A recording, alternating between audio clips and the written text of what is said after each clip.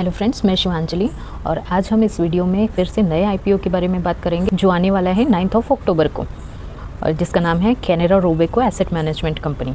और इसकी closing date है 13 अक्टूबर, जिसका प्राइस बैंड है 253 से 266 के बीच। आईपीओ का इश्यू साइज़ है 1326 करोड़ का, जिसमें से टोटली ऑफर फॉर सेल है 1326 करोड़।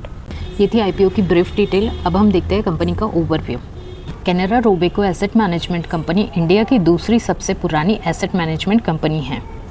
ये कंपनी म्यूचुअल फंड मैनेज करती है और रोबेको हांगकांग लिमिटेड, जो इनके प्रमोटर ग्रुप का पार्ट है, वो इंडियन इक्विटी पर इन्वेस्टमेंट एडवाइजरी सर्विसेज भी देती हैं। जून 2026 तक CRAMC 26 स्कीम मैनेज कर रही थी, जिसमें इनके quarterly average asset under management 1110.5 billion की थी। ये 26 स्कीम्स 3 कैटेगरीज में हैं। इक्विटी में 12 स्कीम्स हैं, डेट में 10 स्कीम्स हैं और हाइब्रिड में 4 स्कीम्स हैं। रिटेल फ्रेंचाइजी और इन्वेस्टर ट्रस्ट जून 2025 में CRAMC के पास हाईएस्ट रिटेल AUM शेयर थे, टॉप 10 AMC में। इसका मतलब है कि इनका रिटेल फ्रेंचाइज बहुत स्ट्रॉन्ग है और इन्वेस्टर्स का ट्रस्ट इन पर बहुत ज़्यादा है। Company diverse group of customers को wide variety of investment solutions देती हैं।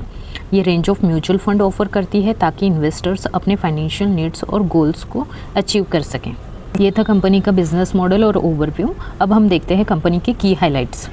सबसे पहला है स्ट्रॉन्ग पेरेंटेज और स्ट्रेटेजिक सपोर्ट। CRAMC 1993 में स्टार्ट हुई है और ये कैनरा बैंक और ORIX कॉरपोरेट यूरोपियन OCE का जॉइंट वेंचर है। कैनरा बैंक के पास 51% का स्टेक है और OCE के पास है रिमेनिंग 49%। कैनरा बैंक की स्ट्रॉन्ग ब्रांड इमेज और बड़े ब्रांच नेटवर्क CRAMC को फंड बेचने और कस्टमर्स तक पहुंचाने में बहुत मदद करते हैं। सेकेंड है एक्सपांडिंग इक्विटी ओरिएंटेशन। जून 2025 तक CRAMC 15 equity oriented schemes manage कर रही थी, जिसमें से 12 प्योर इक्विटी और 3 हाइब्रिड फंड्स थे। टोटल 20 डोमेस्टिक AMC में CRAMC का इक्विटी AUM शेयर सबसे ज़्यादा था, जो दिखाता है कि उनका main focus equity lead growth पर है। फाइनेंशियल ईयर 2023 से फाइनेंशियल ईयर 2025 के बीच इक्विटी ओरिएंटेड AUM 31% के CAGR से बढ़ा है, जो इन्वेस्टर्स कॉन्फिडेंस और फंड परफॉर्मेंस की अच्छी निशानी है।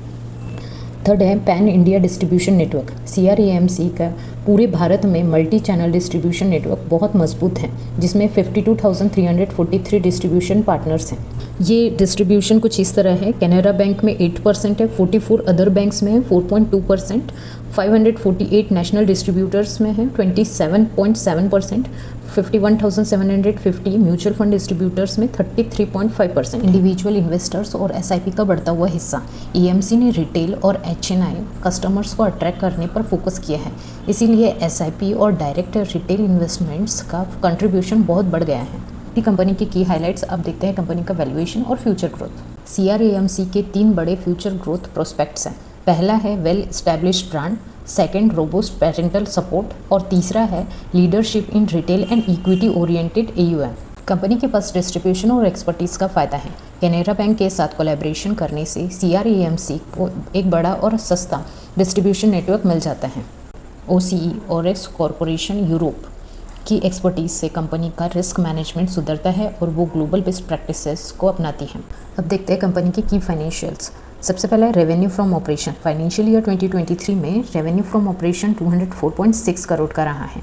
देन 24 में बढ़कर 318.1 करोड़ हुआ और वो बढ़कर फाइनेंशियल ईयर 2025 में 403.7 और क्वार्टर फर्स्ट फाइनेंशियल ईयर 2026 में 121.1 रहा है। कंपनी के ऑपरेटिंग इनकम में भी ग्रोथ आई है। फाइनेंशियल ईयर 2023 में 106.8 करोड़ रही है, वही बढ़कर 194.5 करोड़ रही 2024 में। देन 25 में 257.3 करोड़ रही और फर्स्ट क्वार्टर में 26 के 79.6 करोड़ रही। प्रॉफिट आफ्टर टैक्स 79 करोड़ से बढ़कर 151 करोड़ हुआ है। देन 190.7 करोड़ बढ़ा है। देन 61 करोड़ रहा है करंटली। EPS फाइनेंशियल ईयर 2023 में ₹4 रहा है, देन बढ़कर 7.6 हुआ, देन 9.6 और करंटली 3.1 है फर्स्ट क्वार्टर का। P रेशियो 67.1 फाइनेंशियल ईयर 23 में, देन 24 में 35.1, देन 27.8 रहा है और करंटली अपर प्राइस बैंड के अकॉर्डिंग 21.7 है। रिटर्न ऑन इक्विटी में भी अच्छी ग्रोथ देखी गई है। फाइनेंशियल ईयर 2023 में इसमें 24% रहा है, वही 24 में 38.6% रहा है, 25 में 36.2% रहा है, वही फर्स्ट क्वार्टर में 38.7% रहा है। ये थे कंपनी के फाइनेंशियल। अब कवर करते हैं कंपनी के रिस्क फैक्टर। फर्स्ट है अंडर परफॉर्मेंस रिस्क। इस कंपनी के प्रोडक्ट इक्विटी, डेट और हाइब्रिड में इन्वेस्टमेंट करते हैं। अगर मार्केट की कंडीशन में कोई भी फ्लक्चुएशंस आता है तो इनके परफॉर्मेंस पे रिस्क बढ़ सकती है, कंपटीशन से भी बढ़ सकती है और गलत इन्वेस्टमेंट डिसीजन से भी बढ़ सकती हैं।